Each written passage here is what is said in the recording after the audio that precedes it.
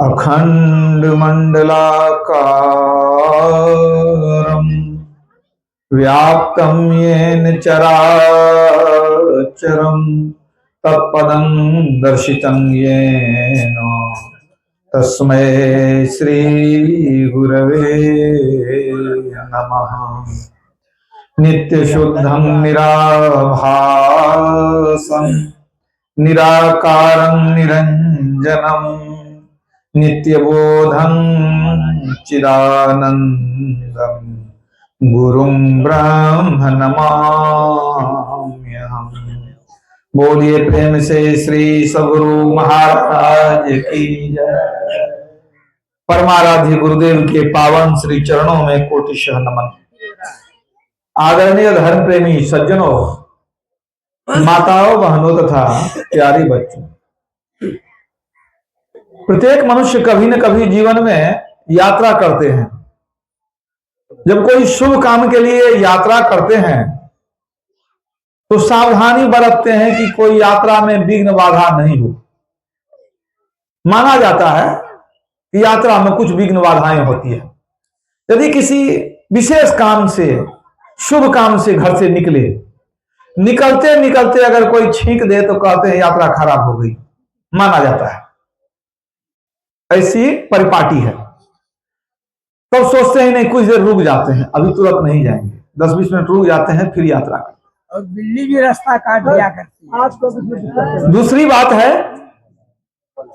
कि अगर यात्रा के समय कोई रोने लग जाए, इसको भी अशुभ माना जाता है। आप यात्रा शुरू किए, कोई रोना शुरू कर दे, इसको भी यात्रा में विघ्न बाधा माना जाता है।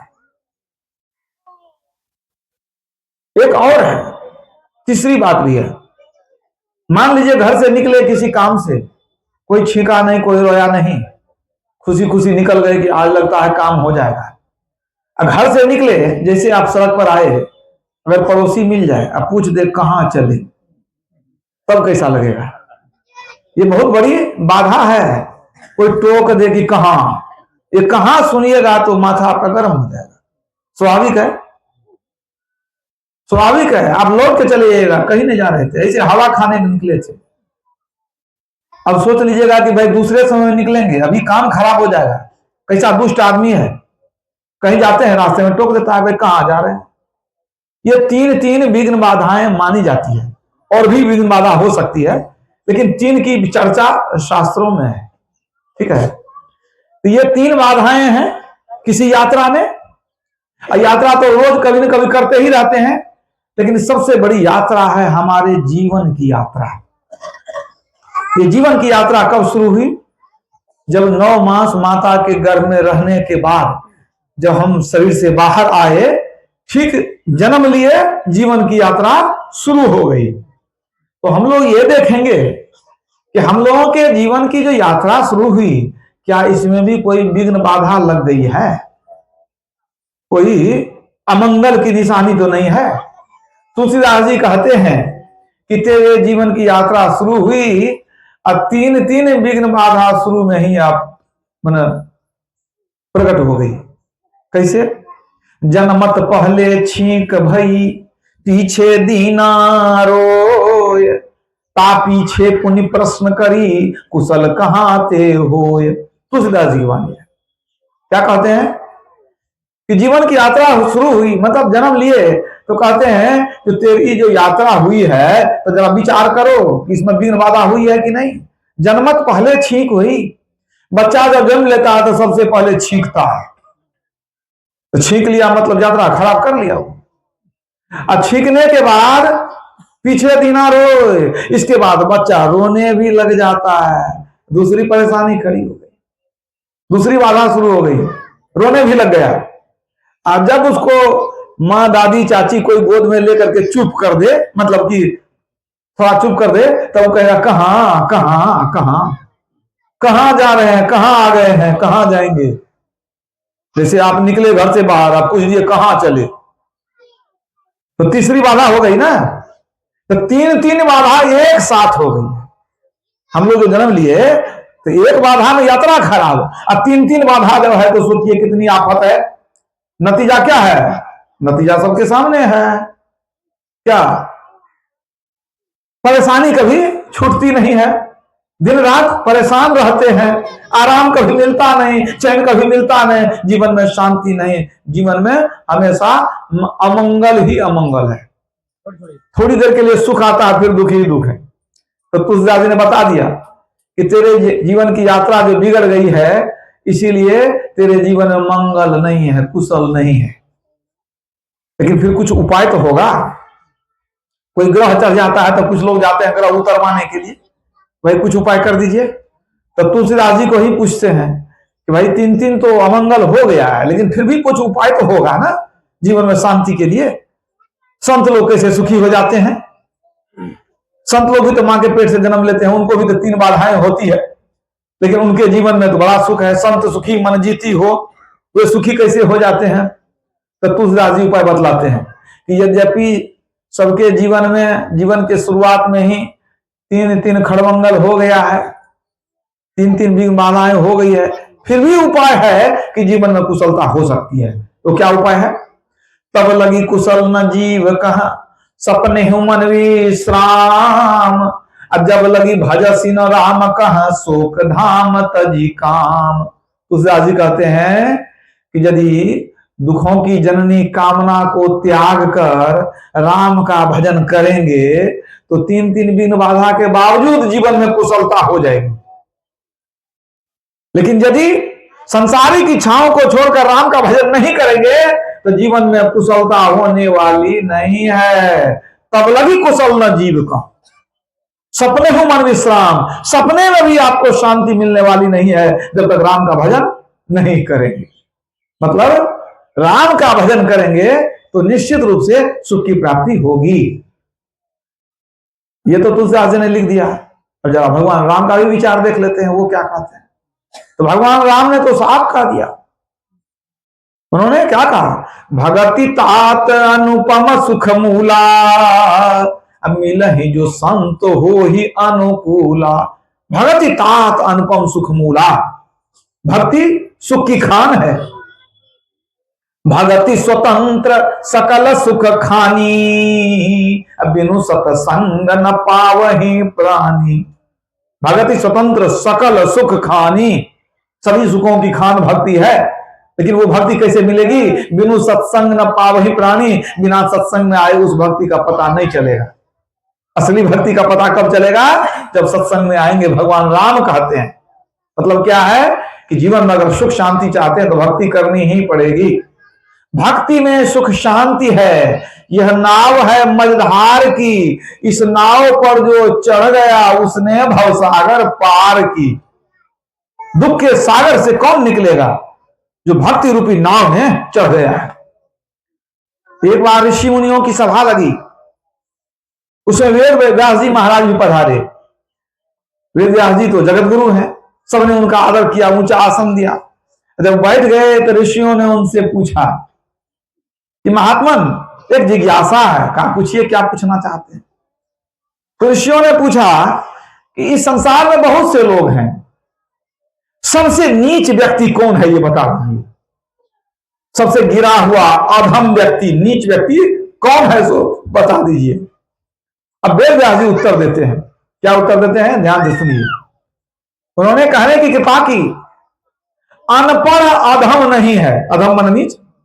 अनपढ़ अधम नहीं है, निर्धन अधम नहीं है, दुर्बल अधम नहीं है, रोगी अधम नहीं है, स्त्री अधम नहीं है, पुरुष भी अधम नहीं है, किसी भी जाति में जन्म लिया हुआ व्यक्ति अधम नहीं है। तब मनुष्य शरीर पा करके जो परमात्मा का सुमिरन भजन नहीं करता है वो अधम से भी अधम, नीच से भी नीच है। तो मनुष्य शरीर पा लिए, ईश्वर की भक्ति नहीं करते हैं, तो वेद व्यास जी महाराज कहते हैं कि वह संसार में, वो समाज में सबसे गिरा हुआ नीच व्यक्ति है। उससे परहेज करके रखिए, उसी में अच्छा है। उससे दूरी बना करके रखिए, क्योंकि संगति ही जरी जाओ न चर्चा राम की, दुल्हा बिना बारात कहो किस काम की। बारात दरवाजे पर आ जाए ठीक है। आ कहे दुल्हा कहाँ है, कहना वो पीछे छूट गया है, वो कल आएगा। तो बारात को कोई बैठा के खिलाएगा, मार के भगा देगा। पहले दुल्हा को लेके आओ, तेरी कोई जरूरत नहीं है। दुल्हा के बिना बारात की कोई पूछ नहीं, कोई आदर भाव नहीं। तो कबीर साहब कहते हैं किसी तरह उस संगति, वो संगति बेकार है जिसमें हरि की चर्चा ना हो। पलटू साहब कहते हैं हरि चर्चा से बैर, जिसको राम नाम सुनने में बड़ा कष्ट होता है, सत्संग सुन की बात सुन करके चिढ़ता है, हरि चर्चा से बैर संग वह त्यागिए, ऐसे संग को छोड़ दीजिए। हरि चर्चा से बैर संग वह त्यागिए, क्यों? अपनी बुद्धि नसाए सवेरे भागिए। बुद्धि खराब कर देगी, कर देगा वो आपका, उसको सवेरे जल्दी छोड़ के भाग जाइए। अपनी बुद्धि नसाए सवेरे भागिए, सर्वस जो वह दे तो ना ही काम का। वो कुछ दे, खाना पीना कपड़ा लता, फिर भी काम का नहीं है। सर्वस जो वह दे तो ना ही काम का। अरे हाँ रे पलटू, मित्र नहीं वह दुष्ट जो द्रोही राम का। जो राम का विरोधी है वो मित्र नहीं है हमारा, वो दुष्ट है, हमारा दुश्मन है वो। तो हमारा धर्मशास्त्र क्या कहता है कि मनुष्य शरीर मिला है भक्ति करने के लिए, अगर नहीं करेंगे तो सबसे नीच व्यक्ति हो गए। देह धरे कर यही फल भाई, अब भजिए राम सब काम बिहाई। ये मनुष्य शरीर भक्ति करने के लिए ही मिला है, दूसरे शरीर से भक्ति नहीं होगी। कीड़ा मकोड़ा बन जाएंगे, पेड़ पौधा बन जाएंगे, हाथी घोड़ा बन जाएंगे तो भक्ति करेंगे? भक्ति होने वाली नहीं है। इसी शरीर से भक्ति होगी। इसलिए संत लोग भक्ति का प्रचार करते हैं, भगवान भी भक्ति का प्रचार करते हैं। तो समाज में भक्ति लोग करते भी है। ऐसा नहीं है कि संत लोग या भगवान जो प्रचार करते हैं या उपदेश देते हैं भक्ति के लिए तो लोग भक्ति नहीं करते हैं, ऐसी बात नहीं है। लोग भक्ति करते हैं, ये तो बहुत अच्छी बात है कि भक्ति करते हैं, लेकिन दुख की बात है कि बिना जाने बूझे भक्ति करते हैं। ये बहुत दुख की बात है। बिना जाने, बिना समझे, बिना विचारे बस देखा देखी करने लग जाते हैं। देखा देखी कबहु न चहसी भक्ति का रंग, विपत्ति पड़े पर छारसी ज्यों के चुली भुजंग। तो देखा देखी वाली भक्ति है ना, वो सीजनल भक्ति है। भक्ति कर लिए, कुछ दिन में भक्ति का भूत उतर गया, फिर दूसरे देवता को पकड़ लिए, तीसरे को पकड़ लिए, मन ने भरा चौथे को पकड़ ली, इस तरह भटकते रहिए, अनेक के फेर में भटकते रहिए। तो ये देखा देखी जो भक्ति करते हैं ये समय बर्बाद करते हैं, शक्ति बर्बाद करते हैं, साधन बर्बाद करते हैं। उसमें भी रुपया पैसा कुछ मिठाई या फूल फल तो चढ़ाते हैं, सब बर्बादी में जाता है, कोई काम का नहीं आता है। इसी संबंध में एक छोटा सा प्रसंग सुनाता हूं कि लोग किस तरह से देखा देखी भक्ति करते हैं। एक चोर गया चोरी करने के लिए, पंसारी के यहां सेंधमारी कर लिया, दीवार काट करके घुस गया। और जब देखा तो कुछ बढ़िया चीज मिला नहीं, देखा मोटा अनाज है, कोई मकई है तो धान है, यही सब है, तो लेके क्या करेंगे, कितना मेहनत से दीवार काट के घुसे। तो छूते अंधेरे में टटोलने लग गया, छूते छूते मिल गया क्या, चीनी का बोरा। सोचा चीनी है तो कुछ पैसा मिल जाएगा इसका, तो 2 बोरा उठा लेते हैं, मजबूत आदमी था, और 2 बोरा चीनी लिया, और सेंधमारी जो किया था छेद से फिर निकल गया, दीवार काट करके जो घुसा था निकल गया, और लेके चल दिया 2 बोरा चीनी। संजोग से चौकीदार घूम रहा था, दूर से देख लिया कि कोई आदमी जा रहा है, आधी रात को कोई जा रहा है, ये आवाज दिया, अरे भैया कौन है तुम? तो चोर समझ गया कोई देखा है, तो क्या किया, वो तेजी से भागना शुरू किया। चौकीदार फिर आवाज दिया, अरे कौन है? अब वो दौड़ने लग गया। चौकीदार समझ गया जरूर चोर है, नहीं तो उलट के कहता ना कि हम फलाना आदमी हैं। अब 2-4 आदमी को जगाया, अरे चलो दो चोर चोर चोर, 2-4 आदमी पीछे दौड़ गया, चोर के पीछे। अब चोर समझ गया कि हमारे पीछे आदमी लग गया है, अब चीनी के फेर में रहेंगे तो जान चली जाएगी। चीनी को अगर हम बचाएंगे तो हम तो दौड़ नहीं पाएंगे, तो चुप पकड़ लेगा। अब चीनी को कहीं फेंक देते हैं, छुपा देते हैं, भाग जाते हैं। इधर उधर देखने लगा कहाँ छुपा दें, सामने में फेंकेंगे तो बुझ जाएगा लोग ये चोर ही था, तब चीनी दौड़ा ले गया था। अब नहीं देखेगा तो बुझेगा तो नहीं जो कौन जा रहा था नहीं जा रहा था, कम से कम ये हल्ला नहीं होगा कि चोर है। इधर उधर खोजने लगा कि कहाँ फेंके हैं, कोई जगह नहीं मिला। सड़क किनारे कुआं था, सोचा कुआं में ही गिरा देते हैं चीनी को, तब तो नहीं बुझेगा कोई। कुआं में जब गिराने लगा, 2 बोरा चीनी दे पर था, कुआं के बगल में कुछ पानी गिरा हुआ था, फिसलन था। कुआं में जो चार दीवारी बनी रहती है, वो ऊंची नहीं थी। और जैसे बोरा पीठ पर से गिराने लगा, बोरा के साथ अपने भी चला गया, कुआं में गिर गया। अब गिर गया तब तो छटपटाने लगा, अब क्या होगा।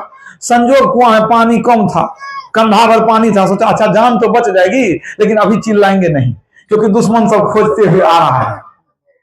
अब वो जो आ रहा था खोजने के लिए, चौकीदार और कुछ लोग सब, और वो देखा कि अचानक दूर में देख रहे थे आदमी है। अब गायब कैसे हो गया, उसको क्या पता कुआं में गिर गया, वो गायब कैसे हो गया। वो डर गया, भाई इतना खाली जगह गायब कैसे हो जाएगा। उसको लगा यदि हो सकता है प्रेत होगा, तब भागो यहां से। गायब हो गया, वहां प्रेत है। वो लोग भाग गए वहां से, चोर को काहिल खोजेगा। अब सोचता है ये कुआं में पड़े बड़े, अब निकलने का उपाय करना चाहिए। बहुत कोशिश किया रात भर निकलने का। चीनी का बोरा पानी में खड़ा किया, उसी को उस पर दूसरा बोरा खड़ा किया, 2-4 बार कूदा के किसी तरह निकलेगा क्या। वो तो पानी में गल गया तो कितना निकल सकेगा, उसी में रह गया, निकल नहीं सका। पानी नीचे था, कुआं गहरा था, निकल नहीं सका। और क्या, तो ठंडी की रात, ठंडा का महीना था। रात भर में बेचारा का शरीर अकड़ गया उसी में, और समझिए बेहोश हो गया। अब मुंह अंधेरे एक आदमी कोई बाल्टी रस्सी लेकर के आया, पानी निकालने के लिए देखता है कोई इसमें पड़ा हुआ है। तो चिल्लाया, अरे कोई डूब गया है। गांव पर से आदमी सबको बुलाया, टोल पर से, भाई देखो कोई डूब गया है। 2-4 आदमी उसमें सीढ़ी डाला, बांस डाला, रस्सी डाला, कुछ निकाला, किसी तरह निकाला। कहा देखो तो इसको पहचानो कौन है। कोई नहीं पहचाना। गांव वाला बहुत लोग आया, कोई नहीं पहचाना, क्योंकि चोर उस गांव का था नहीं, तो दूर गांव का था। ठीक है, अब कहा भाई जिंदा है, इसको किसी तरह होश में आ जाए। तो उसको जो है सेकना शुरू किया, ठंडी लग गई है, सेकना शुरू किया, मालिश किया, तेल लगाया, किसी तरह जिंदा हो जाए। आग सेका उसको, लेकिन उसी तरह बीच में ही वो बेचारा राम नाम सत हो गया, मर गया। तो मर गया तो लोग तो नहीं बुझा चोर है ना, सब सोचने लगा कि कोई भला आदमी जा रहा होगा, अंधेरा में सूझा नहीं तो कुआं में गिर गया। तब आदमी जब मर गया तब क्या करेंगे, कोई नहीं पहचाना उसको, तो कहां उसको भेजेगा। घर वाला का ठिकाना होता तो घर भेज देता। अब क्या करे। तो अब कुछ लोग हिंदू मुसलमान सब जमा हो गए, तो कोई कहा जला दीजिए, कोई कहा दफना दीजिए। लोगों ने कहा भाई जलाने में तो बहुत खर्चा परेशानी है, कौन उतना करने जाएगा। तो कुछ मुसलमान भाई थे, बोले कि दफना दीजिए, मिट्टी खोद करके दफना दीजिए। सरकारी जमीन थी बगल में, जमीन को खोद करके खूब अच्छी तरह से उस लाश को दफना दिया। लेकिन सबको बड़ा दुख था कि कोई भला आदमी बेचारा गिर करके मर गया। अब दफना दिया तो वहां तक काम खत्म हो गया। लेकिन अब एक चमत्कार हो गया। क्या, अब जो कोई पानी निकाला कुआं से, अब पानी जब मुंह में लिया तो कहता है पानी बड़ा मीठा लगता है। कहीं कैसे हो सकता है, नहीं पानी मीठा लगता है। अब तो हलचल मच गया, पानी मीठा हो गया। अब तो एक बाल्टी पानी भरे, थोड़ा हमको दो, थोड़ा हमको दो, हम भी देखेंगे मीठा हुआ कि नहीं, हम भी देखेंगे। अब तो पानी मीठा जो हो गया, पीने के लिए लोग मार पड़ने लग गई। आदमी जो मरा तो उसको देखने के लिए भीड़ उतनी नहीं लगी। अब तो कई मतलब गांव का लोग जो है ना वहां पहुंचने लग गया, एकदम तांता लग गया, अरे पानी मीठा हो गया, ऐसा चमत्कार, बड़ी भीड़ लगी। अब थोड़ा थोड़ा कोई पानी जैसे भरे तो थोड़ा थोड़ा सब कोई ले, भाई कोई गिलास में, कोई लोटकी में, कोई कहता था हमारे दादाजी का लकवा ठीक हो जाएगा, कोई कहता था रतौनी ठीक हो जाएगा, ये चमत्कारी पानी है, सब हम पिलाएंगे। थोड़ा थोड़ा ले जाता था सब, अपना गिलास में, लोटा में सब ले जाता था। अब तुरंत मीटिंग बैठ गई, पूरे समाज का लोग बैठा, ये पानी मीठा कैसे हो गया। सबको विचार किया, पंडित जी बैठे, मौलवी साहब बैठे, सब बैठे विचार करने लगे। और सबने विचार किया कि अच्छा बताओ ये पानी जो है सो मीठा कब से हो गया, सो बताओ। तो जो आदमी पहले भरा था पानी, तो कहा कि देखिए क्या बता रहे हैं, वो जो भला आदमी कुआं में गिरा था, और जब से उसको निकाले हैं आप लोग, और उधर जैसे पानी उसको निकाल करके दफनाए हैं, उसी समय से पानी हम निकाल के देखे, उसी समय पानी मीठा हो गया। अब सब विचार किया भाई मीठा हुआ कैसे। तो मौलवी साहब ने विचार दिया कि देखो जी, ये जो पानी मीठा हो गया ऐसा है बात है, इतना पुराना कुआं है, कभी तो पानी मीठा नहीं हुआ, किसी और गांव का पानी तो मीठा नहीं हो गया, तो कैसे हो गया। ये जो व्यक्ति बेचारा जो गिरा था कुआं में, वो कोई साधारण व्यक्ति नहीं था, वो कोई बहुत बड़े पीर बाबा थे जो कुआं में गिरे तो जान दे दिए, लेकिन पानी को मीठा कर दिए, समझे कि नहीं। वो जान दे दिए लेकिन पानी को मीठा कर दिए। इतने बड़े महापुरुष जो जान दिए लेकिन गांव का कल्याण कर दिए, गांव का नाम हो गया कि फलाने गांव में जो है पानी मीठा निकल गया, अब इलाका में नाम इज्जत हो गया। इतने बड़े महापुरुष ने जान दिया लेकिन पानी मीठा कर दिया। अब उनका देखो जो है दफनाए हैं, कैसे कब्र पड़ा हुआ है, ऐसे रहेगा। जब इतने बड़े पीर बाबा थे वो है, इतने बड़े पीर फकीर थे, तो उनका कम से कम मजार बनना चाहिए कि नहीं, दरगाह बनना चाहिए कि नहीं। जब पानी को मीठा कर सकते हैं तो बहुत कुछ कर सकते हैं, समाज का कल्याण होगा। रोगी दुखी आदमी जो है मनौती करेगा तो वहां पूरा हो जाएगा। इसलिए इसको हम लोग दरगाह बनाएंगे, यहाँ सुंदर दरगाह बना करके और इसके बाद यहाँ उर्स मनाएंगे। साल साल में जैसे पुण्यतिथि मनाते हैं ना, उर्स भी मनाया जाएगा। अब तो सब आदमी हम यहाँ मिला दिया कि हाँ सही बात है, यहाँ दरगाह बनना चाहिए। इतने बड़े पीर बाबा मरे, पानी मीठा हो गया, ऐसे कैसे रहेगा उनका कब्र। तब सबको मिल करके चला चंदा करने के लिए, भाई यहाँ पर दरगाह बनाएंगे तो खर्चा होगा, बढ़िया संगमरमर वगैरह दे करके बढ़िया जगह बनाएंगे। कुछ लोग होशियार आदमी चले चंदा करने के लिए, तो जब चंदा करने निकलते हैं तो कोई जो मोटा आदमी है, मतलब कि धनी आदमी, वहीं से शुरू करते हैं। एक बार जब भी कोई मोटा रकम दिया तो आगे देखा देखी और भी लोग देगा। तो सब आदमी मिल करके पहुंचे जहां पर, जिस बड़े आदमी के पास पहुंचे, सेठ जी के पास, उनको कहा कि देखिए बहुत बड़ा चमत्कार हो गया, आप भी पानी पी के देख लीजिए मीठा हुआ कि नहीं, लेके आए हैं, अब तब आप चंदा दीजिएगा। वो भी पानी पिया, कहा बहुत बढ़िया, इतना सुंदर मीठा पानी हो गया, हम तो जरूर देंगे। सबसे पहले जो है वो 10,000 रुपया वही व्यक्ति दिया, वही सेठ दिया जिसके 2 बोरा चीनी से पानी मीठा हुआ था। समझे कि नहीं। अब दरगाह बन करके बिल्कुल तैयार हो गया।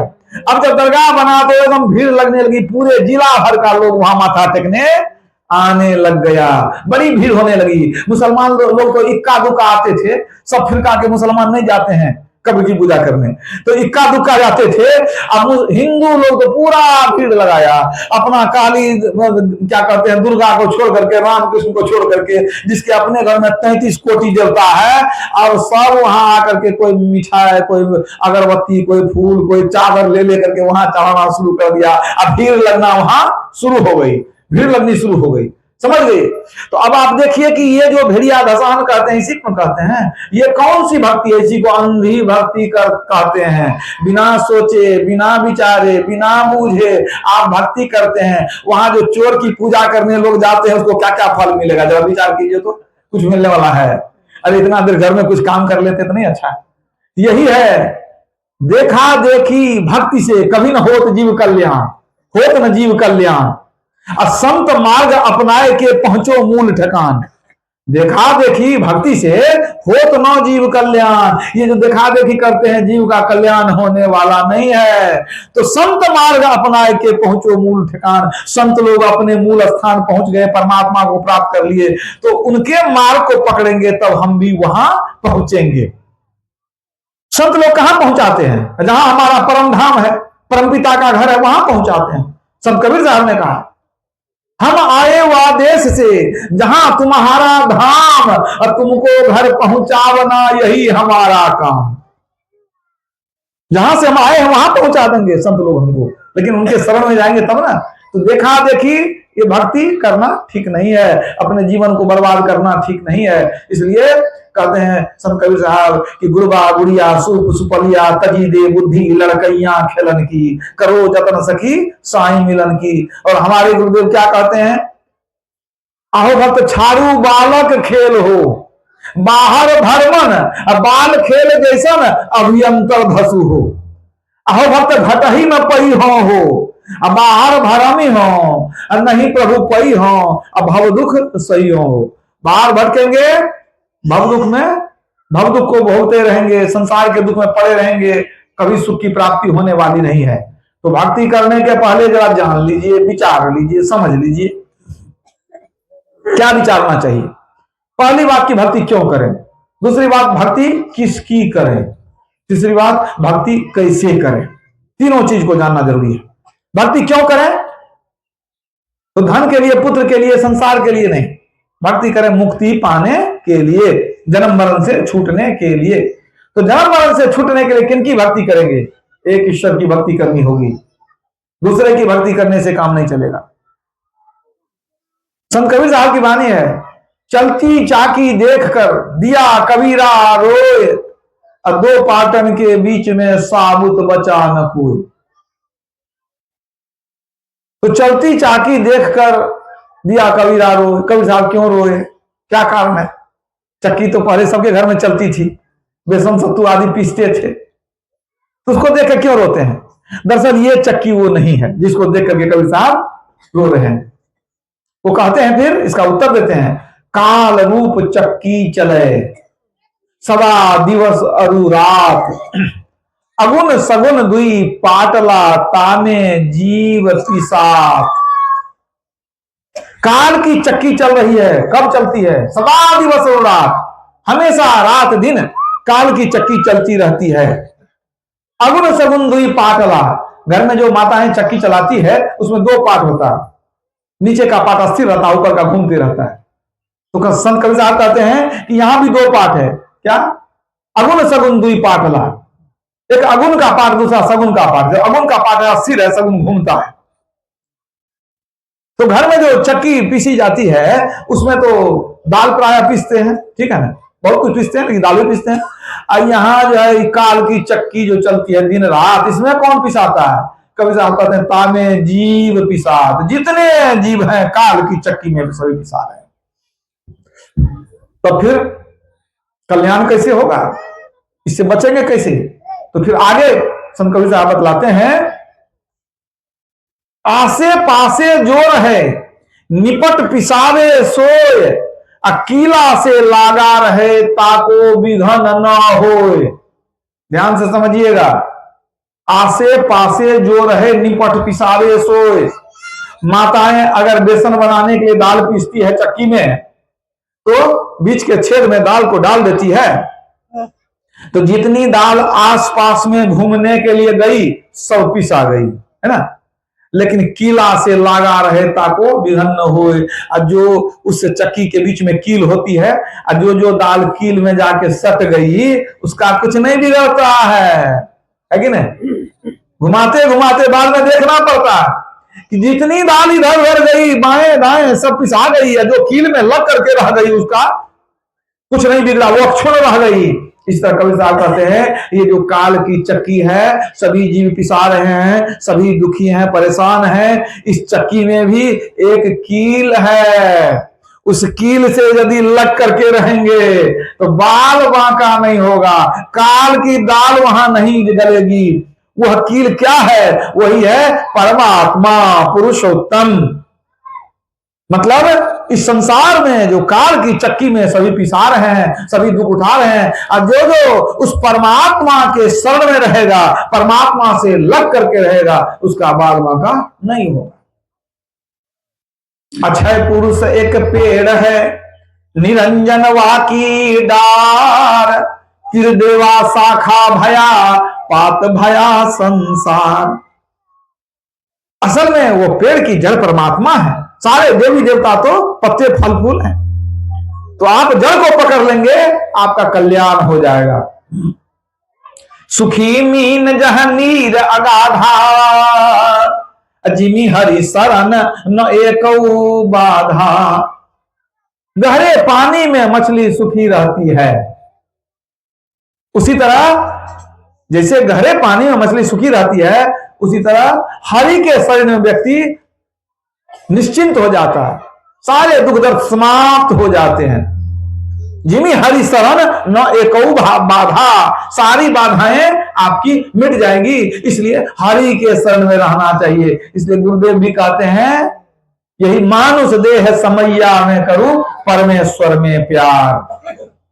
गुरु अर्जुन देव जी महाराज कहते हैं, भाई प्राप्ति मनुखा देहुरिया, गोविंद मिलन की इह तेरी बेरिया। मनुष्य में मिल गया है, इसी बेर तुमको गोविंद से मिलने का मौका है। यही समय है कि तुम ईश्वर से मिल सकते हो। ईश्वर की शरण में रहो। ईश्वर को जान बंदे मालिक तेरा वही है। एक ईश्वर की भक्ति करेंगे तब जीवन नेक होगा। तो भक्ति क्यों करनी चाहिए? जन्म मरण से छूटने के लिए। अब किसकी करनी चाहिए? एक ईश्वर की भक्ति, क्योंकि एक ईश्वर की भक्ति से ही मुक्ति मिलती है। यमराज ने नचिकेता को उपदेश देते हुए कहा, कठोपनिषद में पढ़िए, इह चेद सकत बोधुम प्राक सर्वस्य विश्रसः ततः सर्गेषु लोकेषु सर्गत्वाय कल्पते। अर्थात मृत्यु के पूर्व यदि ब्रह्म को जान लिया तो मुक्ति हो जाती है, यदि ब्रह्म को, ईश्वर को नहीं जाना तो जन्म के चक्र में घूमते रहते हैं। ईश्वर को जाना तो मुक्ति मिलेगी, नहीं जाना तो जन्म मरण का चक्र मिलेगा, याद रखिए। अब जन्म लेंगे तो उसमें भी दुख, अब मरेंगे तो उसमें भी दुख, जीवन में तो दुख ही दुख है, दुख से छूटे कब? इसलिए एक ईश्वर की भक्ति करनी चाहिए। यज्ञ दान तीर्थ करे, पूजा भांति अनेक, मुक्ति न पावे सहजिया, बिन भक्ति हरि एक। सहजवाई कहती हैं, परम भक्ति न हुई। क्या कहती हैं? यज्ञ दान तीर्थ करे, बहुत तरह की लोग पूजा कर ले, लेकिन जब तक एक हरि की भक्ति नहीं करेंगे तब तक मुक्ति होने वाली नहीं है। इसलिए संत सुंदरदास जी भी कहते हैं, एक सही सबके उर अंतर। सही माना सत्य, सत्य माना जो सदा रहे, सत्य सोई जो बिन सह नाही। वो सत्य क्या है? एकमात्र परमात्मा। एक सही सबके उर अंतर, उर माना हृदय। एक सही सबके उर अंतर, ता प्रभु को कहो क्यों नहीं ध्यावे, उसकी भक्ति क्यों नहीं करते हो? संकट माही सहाय करे पुनि, सो अपनो पति क्यों विसरावे। चार पदार्थ और जहां लो, आठों सिद्धि नवो निधि पावे, सुंदर छार परे तिनके मुख, जो हरि को तजी आन को ध्यावे। जो एक ईश्वर को छोड़कर दूसरे की भक्ति करते हैं, कहते हैं उसके मुंह में छार पड़े, राख पड़े, उसका जीवन बर्बाद है। एक ईश्वर की भक्ति से ही मुक्ति मिलेगी। जैसे दूसरे को पकड़े, आप 84 लाख जोनी में घूमिए, जन्म मरण के चक्र में रोते रहिए, इसलिए एक को पकड़ेंगे तो जीवन नेक हो जाएगा। तो आप दो प्रश्न का उत्तर पा लिए। भक्ति क्यों करनी चाहिए? जन्म मरण से छूटने के लिए। किनकी करनी चाहिए? एक ईश्वर की। वो ईश्वर किसको कहेंगे? सृष्टिकर्ता, जिसने संसार को बनाया। तो याद रखिएगा, ऐसा नहीं कि अष्टमी के दिन भगवान कृष्ण का जन्म हुआ तो संसार बनाए थे उसके बाद, ऐसी बात नहीं है। या नवमी के दिन भगवान राम पैदा हुए थे उसके बाद वो सृष्टि बनाए, ऐसी बात नहीं है। राम के जन्म से पहले भी सृष्टि थी, कृष्ण के जन्म से पहले भी सृष्टि थी। पहले किसने बनाया? वो परम पिता परमात्मा। उस एक की भक्ति करनी होगी तभी जीवन नेक होगा। कैसे भक्ति करेंगे? जरा पता कर लें वो रहते कहां है, पहले पता तो चले। जिनकी भक्ति करेंगे कहां खोजने जाए उनको? खोजते तो बहुत हैं, खोज खोज के भटक जाते हैं, खोज खोज के मर जाते हैं, जान पता भी नहीं चलता है कहां है वो परमात्मा। कबीरा ज्ञान विचार बिना हरि ढूंढन को जाए। ज्ञान नहीं, विचार किए नहीं, चल दिए ईश्वर को खोजने। कबीरा ज्ञान विचार बिना हरि ढूंढन को जाए। अब तन में त्रिलोकी बसे, अब तक परखा नाय, अब तक परखा नाय, बना है तीर्थ बासी। कबहू मथुरा जाए, कबहू भटकत है काशी। तीनों पन गए बीत, नाही दर्शन पाया। अज्ञानी बिन ज्ञान बहुत मन में पछताया।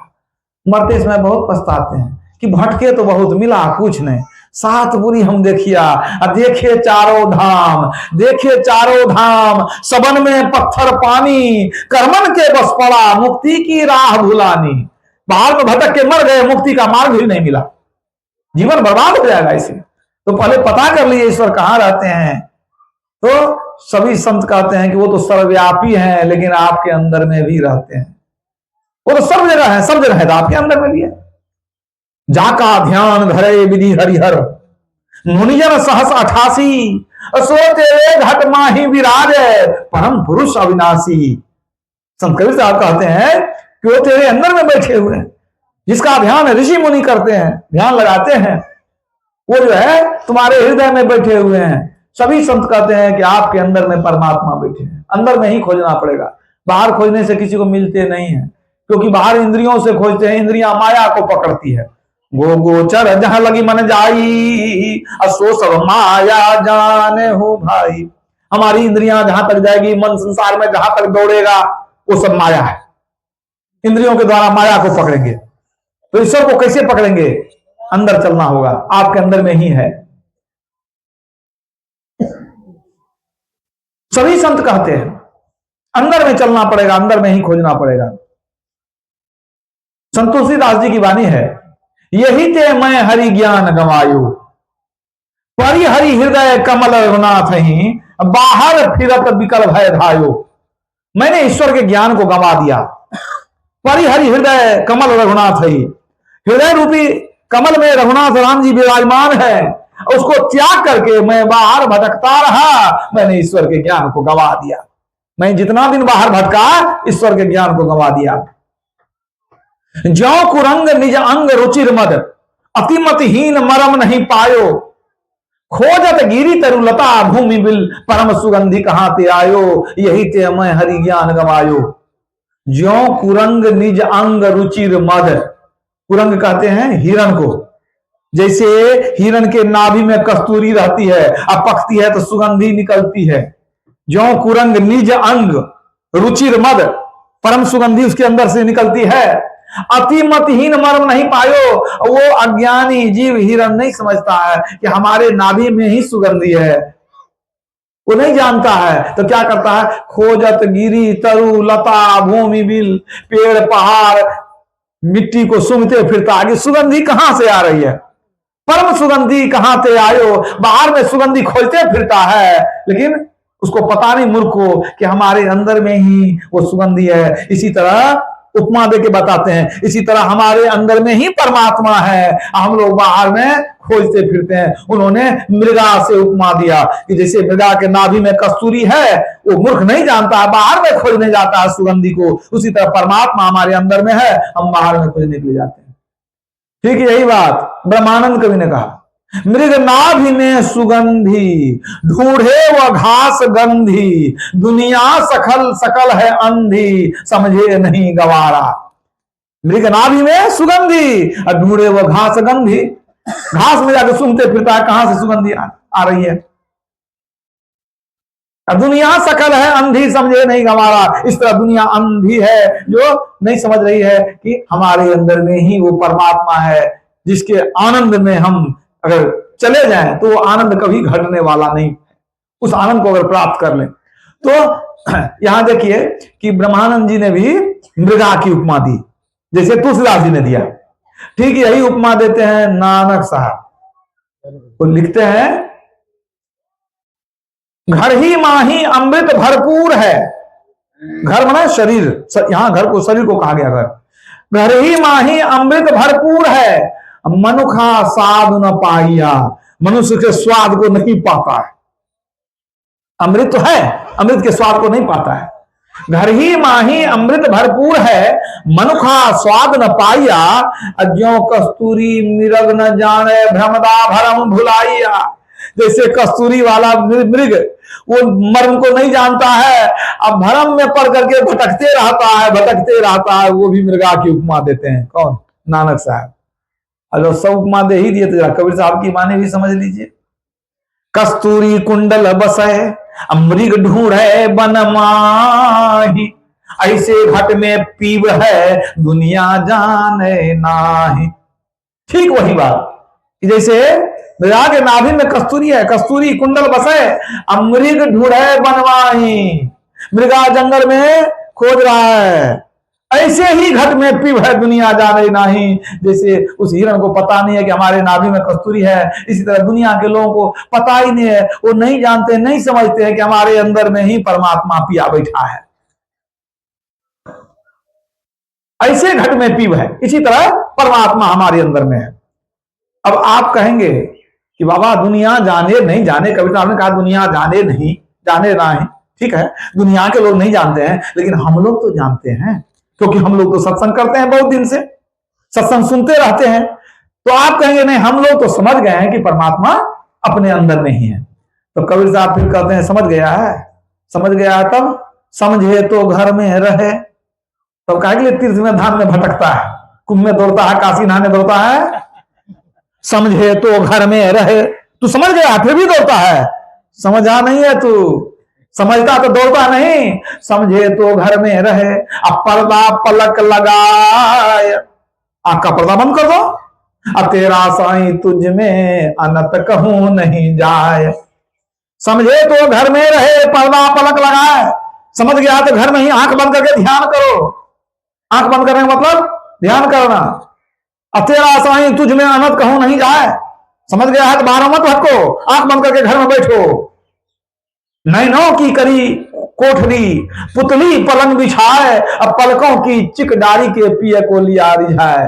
पलकों का पर्दा गिरा लीजिए, अंदर ही अंदर परमात्मा को रिझाइए। ईश्वर को खोजने कहां जाइएगा? कहीं अगर जाइएगा तो समझ लिए ईश्वर का आप अपमान करते हैं। कहिए कैसे? अरे ईश्वर क्या है? सभी शास्त्रों में कहा गया ईश्वर सर्वव्यापी है, कोई जगह खाली नहीं है, कण कण में ईश्वर है, सब में व्यापक, सबते न्यारा, सब घट एक ही राम, है ना? सभी शास्त्रों में कहा गया सर्वव्यापी है, हरि व्यापक सर्वत्र समाना। तो आप समझ गए कि ईश्वर सब जगह व्यापी है और आप ईश्वर को खोजने के लिए चलते हैं। यदि आप खोजने के लिए चलते हैं, इसका मतलब कहीं जाइएगा, तो कहीं जाइएगा इसका मतलब कहीं से चलिएगा, इसका मतलब हुआ जहां से आप चलिएगा वहां ईश्वर नहीं है। ईश्वर का अपमान हुआ कि नहीं? जो परमात्मा सब जगह है, आप कहते हैं यहां नहीं है, तो ईश्वर का अपमान हो गया। वो रमनते राम, कण कण में जो रमन करता वो राम है। संसार में कोई जगह राम, राम ने क्या, परमात्मा, राम से कोई जगह खाली नहीं है। आप ईश्वर को खोजने जाते हैं, इसका मतलब जहां आप हैं वहां ईश्वर नहीं है। ये ईश्वर का अपमान है, क्योंकि ईश्वर सर्वव्यापी है, कोई जगह उससे खाली नहीं है। तो खोजने कहां जाइएगा? आप जहां हैं वहीं से चलेंगे। कैसे चलेंगे? पैर से नहीं चलेंगे। क्या कहा कवि साहब ने? पलकों की चिकदारी के, आंख कान मुख बंद कराओ, अनहद झींगा शब्द सुनाओ, और दोनों तिल एक तार मिलाओ, तब देखो गुलजारा है। अंदर चलना पड़ेगा, बाहर चलने से काम नहीं बनेगा। याद रखिए, जो बाहर चलेंगे वो ईश्वर को नहीं पाएंगे। बैठे ने रास्ता काटा, चलते ने बाट न पाई, है कुछ रहनी गहनी की बाता, अब बैठा रहे चला तो नहीं जाता। संत मत का बड़ा उल्टा असूल होता है। संतों का उसूल बड़ा उल्टा है। कैसा उल्टा मैंने उसूल है? तो संत लोग कहते हैं आंख बंद करके देखो, पैर मोड़ के चलो। अगर जो सत्संगी नहीं है, वो जो सुनेगा तो क्या कहेगा कि बाबा उल्टा पुल्टा कहते हैं कि आंख बंद करके देखो, पैर मोड़ के चलो, है? कुछ लोग कहेगा बाबा पागल तो नहीं हो गए, कह सकता है। लेकिन यहां देखिए बात क्या है। आप आंख खोल के देखते हैं, पैर से चलते हैं। कहां चलते हैं? संसार में जाते हैं। किसी मित्र से मिलना हो, किसी समधी से मिलना हो, किसी समधी को देखना हो, संसार की चीज देखनी हो तब ना। तो संसार की वस्तु देखनी हो तो आंख खोल के देखिए, संसार के व्यक्ति से मिलना हो तो पैर से चलिए। लेकिन आपको तो परमात्मा से मिलना है, तो परमात्मा से मिलने के लिए पैर की जरूरत नहीं है। परमात्मा को देखने के लिए चमड़े की आंख की जरूरत नहीं है। चाम चश्म सो नजरी नो आवे, खोज रूह के नैना।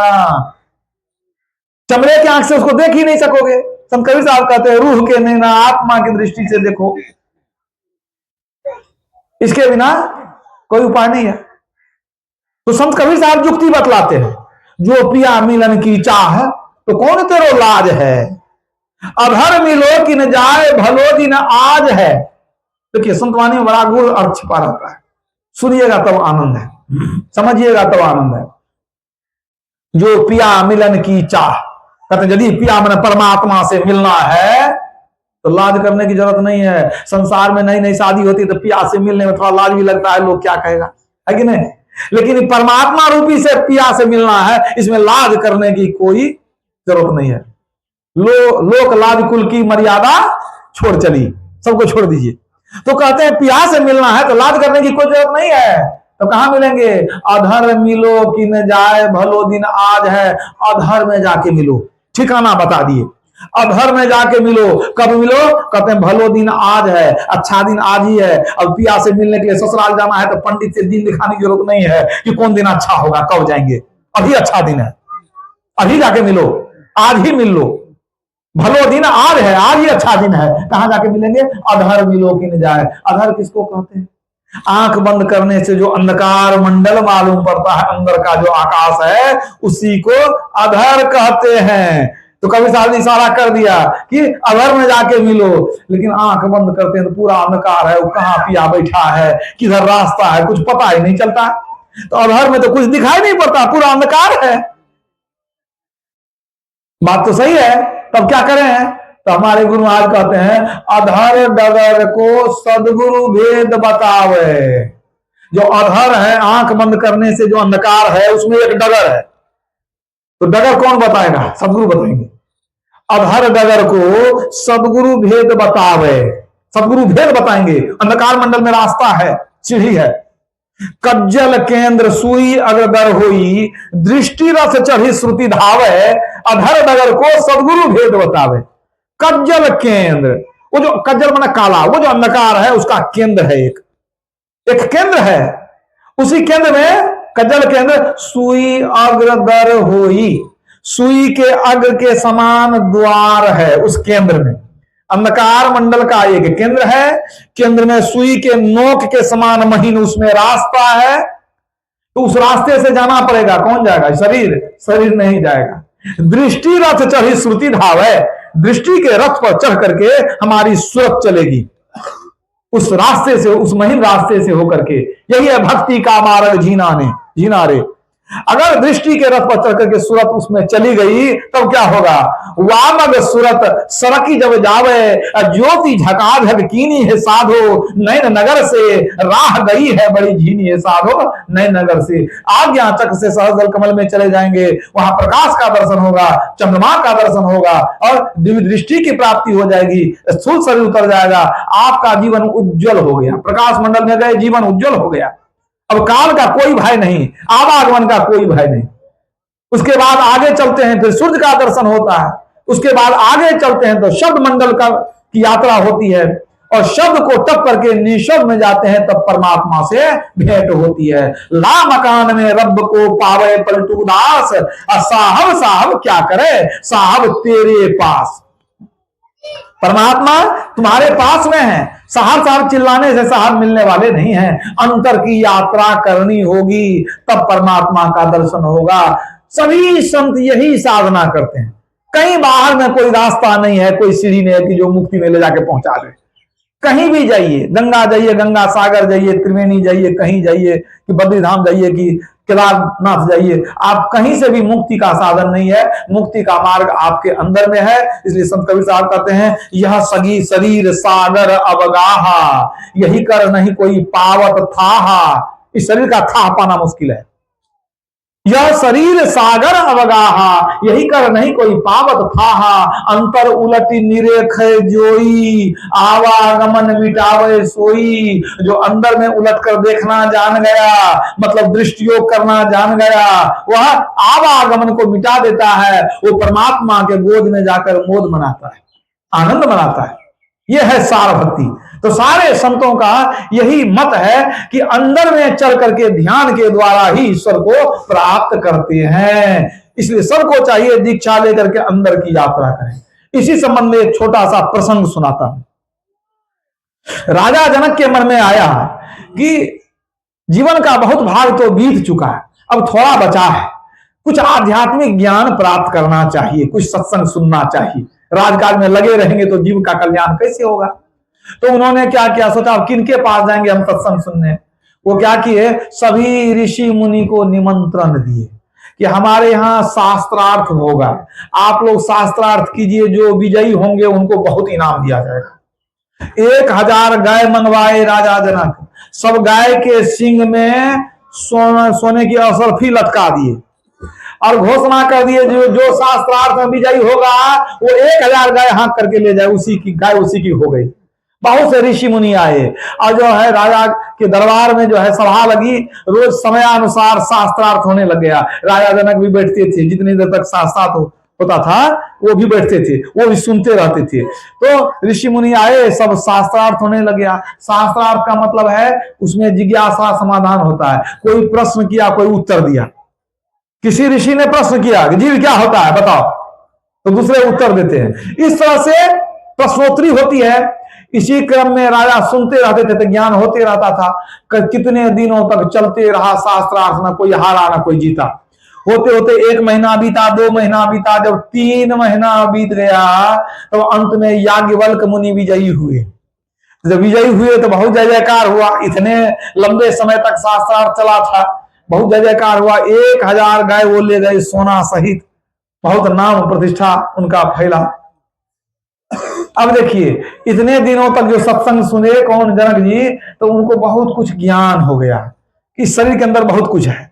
यही घट चंदा, यही घट सूर, यही घट बाजे अनहद तूर, यही घट बाजे तबल निशान, बहिरा शब्द सुने नहीं कान। तो उनको पता चल गया कि शरीर के अंदर में चंद्रमा है, तारे हैं, सूर्य हैं, अनेक तरह के प्रकाश हैं, अनेक तरह के शब्द होते हैं।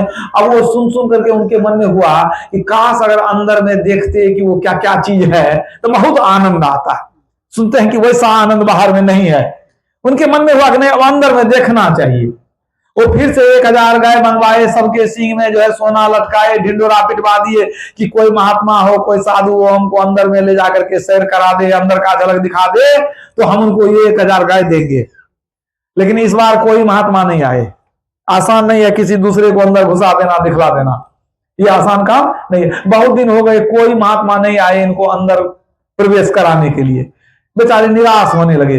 फिर सोने का सिंहासन बनाए, उसमें भी जो है सोना हीरा सब जड़ित कर दिए, उसमें सब सुंदर बनाए और घोषणा किए कि बहुत ऊंचा सिंहासन सोने का बनवाए हैं, जो कोई आके उपदेश देंगे हमको, अंदर का दर्शन कराएंगे, इसी सिंहासन पर बैठे। कोई नहीं आए। बहुत दिन गुजर गया और ऋषि मुनि आपस में कहने लगे कि भाई राजा जनक कहता है अंदर का झलक दिखा दीजिए, इतना आसान बात है, ये क्या है, पानी और मिश्री को घोल दिए शरबत हो गया, इतना आसान बात है कि कोई किसी को घुसा देगा? कई जन्म तक लोग साधना करते हैं, ध्यान करते हैं, तब जाके पाते हैं। ये आसान बात नहीं है, ये होने वाला नहीं, बहुत कठिन बात है। अब धीरे धीरे जो है राजा जनक भी निराश होने लगे, पता नहीं देखेंगे कि नहीं देखेंगे, कैसे देखेंगे। अंत में अष्टावक्र मुनि के मन में हुआ कि बहुत दिन हो गया, अब राजा कहीं निराश न हो जाए, राजा को कहीं मन में ये न हो जाए कि सब किताबी बात है, ये सब होता नहीं है, किताब में लिखा हुआ कि अंदर में सूर्य है, चंद्रमा है, ये है, वो है, तो कहीं उसको विश्वास उसका खत्म हो जाए। अगर कहीं राजा ही नास्तिक हो जाए तो प्रजा भी नास्तिक हो जाएगी, राजा को विश्वास खत्म हो जाएगा तो प्रजा भी वैसे ही हो जाएगी। तो ये ठीक नहीं है। हमको तो गाय से और सोना से कोई लेना देना है नहीं, कोई लोभ नहीं है, फिर भी हमको जाना पड़ेगा। अष्टावक्र मुनि अचानक पहुंच गए तो राजा जनक की खुशी का ठिकाना नहीं। आइए महाराज विराजिए। वो उसी सोना के सिंहासन पर बैठाए, चरण धोए और चरण पकड़ के कहते हैं प्रभु अब बहुत ललक है, थोड़ा सा झलक दिखा दीजिए अंदर। उन्होंने कहा ऐसे नहीं होगा, तुमको दक्षिणा पहले देना पड़ेगा। कहा महाराज दक्षिणा देंगे हम? कहा क्या देगा? कहा जो मांगिएगा। कहा हाँ जो मांगेंगे वही देना पड़ेगा। कहा ठीक है तो मांगिए ना, जो मांगिएगा देंगे। कहा नहीं अभी तो कहता है दे देंगे, बाद में कहीं पीछे हट गया तो पहले प्रतिज्ञा करो, कहीं पीछे हट सकता है तुम। कहा नहीं महाराज वचन देते हैं, प्रतिज्ञा करते हैं, विधिवत प्रतिज्ञा किए कि आप जो मांगिएगा वही देंगे।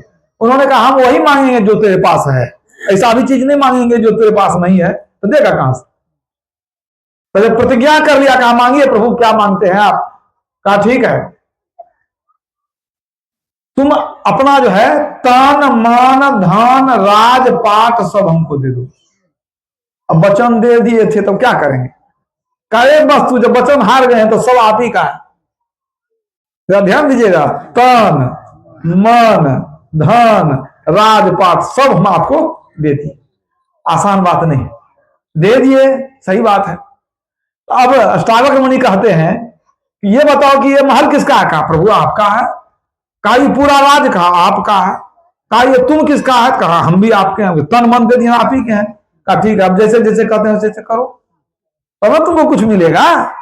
कहा एक काम करो, जहां से लोग सब आए हैं, जो मुख्य द्वार है, चप्पल जूता खोल करके तुम्हारे दरबार में आए हैं, तुम वहीं पर चप्पल जूता हटा करके वही आसन लगा के बढ़िया से नीचे में बैठ जाओ।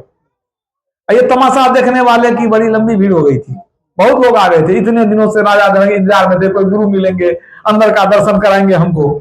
आज मिले हैं, खूब भीड़ लगी थी, मेला लगा हुआ था। अब सब सोचने लगे कि ये तो राजा जनक मिथिला नरेश, इनको कह दिए नीचे में जूता चप्पल हटा के बैठो, ये बैठेंगे हैं? लेकिन वो तो वचन हार चुके थे, वो चले गए। जैसे कहा गुरु ने, उनके मन में ललक थी कि नहीं गुरु जो कहेंगे वही करना पड़ेगा, हम तो सब कुछ दान में दे दिए हैं। जूता चप्पल हटा करके आसन लगा के बढ़िया से बैठ गए। अब बैठ गए, अब कुछ नहीं कह रहे हैं। अष्टावक्र ने छोड़ दिए उनको, बैठे, वो बैठे हुए हैं। अच्छा कोई किसी को बैठा दीजिए तो बैठते बैठते नजर इधर उधर जाने लगती है, कुछ ना कुछ उसके अंदर चलने लगता है। अब वो राजा जनक बैठे बैठे अपना महल देखने लगा, हमारा महल बहुत सुंदर है, अपने फुलवारी को देखने लगा, इतना सुंदर फूल वगैरह लगा हुआ है, बहुत सी सुंदर सुंदर स्त्रियां थी। तो वो सोचने लगा हमारे राज में स्त्री सब कितनी सुंदर है, सब तो मैंने उसके मन में घूमने लग गया, सब कुछ देखने लग गया, महल की सुंदरता, फुलबाड़ी की सुंदरता, स्त्रियों की सुंदरता। अब वो देख रहा, अचानक जो है अष्टावक्र मुनि कहते हैं, जनक कहते हैं जी गुरु महाराज कहा जाए। अरे ये सब कुछ जो है ये महल किसका है, और ये जो है राजपाट, ये जो उद्यान है सब कुछ तो मेरा ना है। काजी आप ही का है। कहा जब सब कुछ मेरा है तो तुम लोभ की नजर क्यों देता है, तेरा कुछ है, तू नजर दे रहा है, मन ही मन प्रसन्न हो रहा है, तेरा तो कुछ है नहीं, तो तू लोभ की दृष्टि दे रहा है महल पर, उद्यान पर, इस सब कुछ पर, कुछ भी तेरा नहीं, सब मेरा है। दूसरे के धन पर लोभ नहीं रखना चाहिए। उसने सोचा कि सही बात है, नजर हमारी इधर उधर चली गई थी, अब हम नजर को समेट लेंगे। फिर सोचा कि नजर कहीं भी जाएगी ना तो क्या ठिकाना, फिर ही टोकेंगे हमको। आंख कहने बंद कर लेना, देखेंगे नहीं, कुछ बोलेंगे, काहे की तो हो सकता है बेइज्जती हो जाए हमारी। आंख बंद कर लिए, वो आसन लगा के बैठे हैं, आंख बंद कर लिए। अब बैठे बैठे कुछ देर बैठे रहे तो आंख बंद करके तो लोग बैठ जाते हैं, लेकिन मन नहीं बैठता है, समझते हैं कि नहीं। ध्यान करने बैठते हैं तो मन नहीं पकड़ा जाए, बहादुर जवान है, करत रहत खुरखुंद बड़ा शैतान है, मन बड़ा शैतान है। अब वो बैठे बैठे कुछ देर जो छोड़ दिए तो मन कहीं से कहीं जाने लगा। अब मन चला गया खजाना पर, इतना खजाना है, इस बार जब मालगुजारी आएगी तो इतना न इतना बढ़ के इतना हो जाएगा, इतना पैसा है और इतना हो जाएगा, वही जोड़ने लगे मन ही मन। तो आंख बंद करके बैठे हैं अष्टावक्र मुनि, महान संत, त्रिकालदर्शी, सबको जानने वाले। कहते हैं जनक, कहते हैं जी गुरु महाराज। तो कहते हैं अरे सब कुछ जो तो मेरा है तो खजाना भी मेरा ही ना है। कहा तुम्हारा खजाना आप ही का है। कहते खजाना मेरा है तो खजाना मेरा है तो हमको सब कुछ मेरा है, तो हमको औकात नहीं है कि हम एक मुंशी रख करके जोड़ घटाव करवा ले। अब तू बैठ करके वहां जोड़ घटाव करता है, यही काम बचा है तुमको। अब जब कहने लगे सब हंस दिया, अरे वहां बैठ करके मन ही मन हिसाब जोड़ता है कि इतना मालगुजारी आएगा तो इतना हो जाएगा। और जितने लोग थे सब हंस दिए, राजा जनक पानी पानी हो गए, बेइज्जत हो गए। ये भगवान अब बड़ा फेर में पड़ गए हैं, अब तो कुछ भी सोचेंगे अब तुरंत सबको बताएंगे। तो उन्होंने कहा कि जब तू शरीर दे दिया, शरीर से काम क्यों करता है, अब मन दे दिया है, तू मन भी तो हमको दिया है, तो मन से क्यों सोचता है तू, मन हमारा है, तू काम लेता है, गलत काम करता है तू। अब तो बेचारे पड़ गए फेर में, कहने में तो कह दिए थे मन दे दिए, लेकिन देना बड़ा मुश्किल होता है। अब तो क्या करें नहीं करें, मन में कोई विचार आवे तुरंत हटावे, डांटेंगे वहां से कि मन से तू काम लेता है, क्या क्या सोचता है, सब कुछ मेरा है तो विचारता है। अब वो मन में कुछ विचार आवे तुरंत हटावे, जहां विचार आवे तुरंत हटावे, कोई विचार आवे हटाते जाए हटाते जाए हटाते जाए, कुछ नहीं सोचे बेचारा, बेइज्जती के डर से। गुरु महाराज की आज्ञा है। होते होते होते होते मन का सारा विचार निकल गया। अब मन को इतना स्थिर कर लिए वो कि मन में कोई विचार नहीं आ रहा था, बिल्कुल मन खाली हो गया। अब जरा विचार कीजिए कि राजा जनक की क्या दशा हुई। आसन लगा के बैठे हैं, ठीक है, हिलडोल नहीं कर रहे हैं, आंख बंद है, अब मन बिल्कुल स्थिर है, कोई विचार नहीं आ रहा है। इसको क्या कहते हैं, यही है ध्यान की अवस्था। ज्ञान संकलन तंत्र में कहा गया, न ध्यान ध्यान मित्याहुर ध्यान शून्य गतंग मनः तस्य ध्यान प्रसादेन सौक्षं मोक्षं न संशय। ध्यान को ध्यान नहीं कहते, मतलब आप जो बैठ जाते हैं कपड़ा उड़ के, वो ध्यान नहीं है। जब मन स्थिर होगा तो ध्यान होगा। मन से हम समझी से गप कर रहे हैं, मित्र के साथ चाय पानी खा रहे हैं, अंदर अंदर कपड़ा उड़ने से क्या ध्यान होता है, नहीं होता है। वो ध्यान का अभ्यास है, वो जो करते हैं उसको ध्यानाभ्यास कहते हैं, अभ्यास करते हैं, अभी हुआ नहीं है। तो ज्ञान संकलन तत्व में क्या कहा गया, ध्यान को ध्यान नहीं कहते, शून्यगत मन को ध्यान कहते हैं।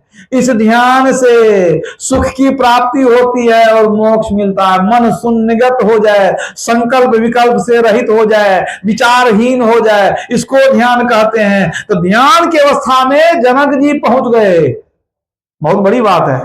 जो ध्यान करते हैं समझ लीजिए कि कितना आसान है इस अवस्था को पाना। वो बिल्कुल ध्यान की अवस्था में चले गए।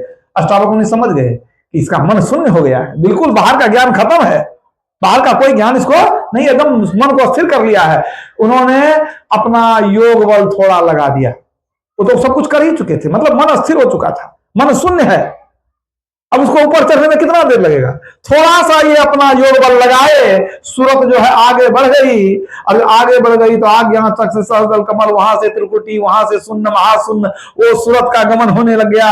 और अंधकार के बाद प्रकाश मंडल को पार किया, प्रकाश से उस मंडल में गमन करने लग गए और बिल्कुल समाधि में चले गए। शरीर का ज्ञान खत्म हो गया, शरीर का ज्ञान खत्म हो जाता है समाधि में। गुरु महाराज ने लिखा है, साधन में पग जाए अति ही गंभीर हो, यातन सुधी नहीं रहे धीर बरवीर सो, सांझ भोर दिन रहे न कछु जाने नहीं, अरे हारे में ही बाहर जड़वत रहे माही चेतन सही।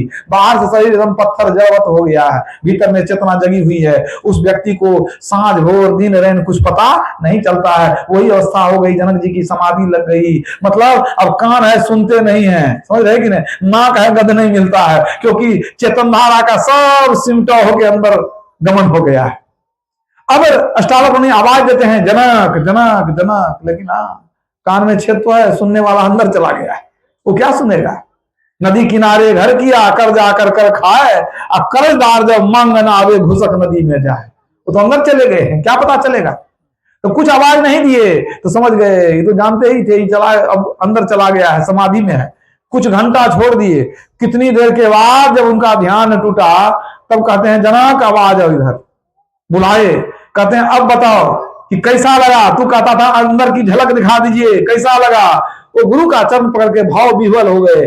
कहते हैं, गुरुदेव स्वप्न में भी नहीं सोचे थे कि अंदर में इतनी शांति है, इतना आनंद है। प्रभु आपने हमारा कल्याण कर दिया। श्री सद्गुरु महाराज।